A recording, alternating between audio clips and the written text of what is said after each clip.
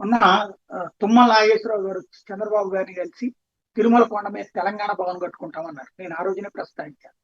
అది ఒక రాష్ట్రానికి ఒకటి ఇస్తే కనుక ఇప్పుడు దేశంలోని అన్ని రాష్ట్రాలు, ఆ తర్వాత ప్రపంచంలోని అన్ని దేశాల తరఫున అక్కడ పెడితే చివరికి అది ఒక టూరిజం హబ్ కిందకి మాత్రం అది కరెక్ట్ కాదన్నమాట. వాస్తవంగా ఒకప్పుడు కర్ణాటక వాళ్ళకి అట్లా ఇచ్చారు కొండ మీద ప్రవాస సౌద పెడితే అక్కడ బిల్డింగ్లు కట్టారు. కర్ణాటక అయితే ఇప్పుడు కర్ణాటక గవర్నమెంట్ ఒక దిక్కుమాల పనిచేసి దాన్ని టూరిజం డెవలప్మెంట్ కార్పొరేషన్ కి అప్పిస్తే నిర్ణయం తీసుకుంది. కర్ణాటక రాష్ట్ర అసెంబ్లీలో తీర్మానాన్ని ప్రవేశపెట్టారు. అంటే శ్రీవారి ఆలయానికి వెనకాల ఆనంద నిలయానికి అతి సమీపంలో ఈ కర్ణాటక భవనాలన్నీ ఉంటాయి. దేవుడి దర్శనం కోసం వచ్చే భక్తులు యాక్చువల్ గా అందులో కర్ణాటక వాళ్ళకి అక్కడ ఉండటానికి వస్తుంది అనమాట. తిరుమల తిరుపతి దేవస్థానం చెప్పిండా కూడా. కానీ చివరికి అది ఎంటర్టైన్మెంట్ హబ్ గా టూరిజం కోసం ఎంటర్టైన్మెంట్ కోసం వచ్చే సంఖ్య పెరుగుతుంది అనమాట. కర్ణాటక రాష్ట్ర అసెంబ్లీ గత 2 రోజులుగా తిరుమలలో ఉన్న కర్ణాటక ప్రవాసోత్సవ నిర్వహణ కొన్ని టూరిజం డెవలప్మెంట్ కార్పొరేషన్ అప్పగించేందుకు అసెంబ్లీలో ప్రతిపాదన పెడతాయి.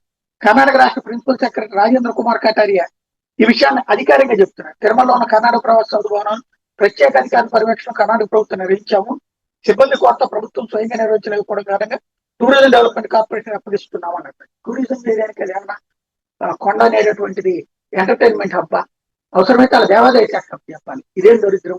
తిరుమల తిరుపతి దేవస్థానం దీన్ని అంగీకరించకూడదు. అవసరమైతే అది తీసేసుకోవాలి.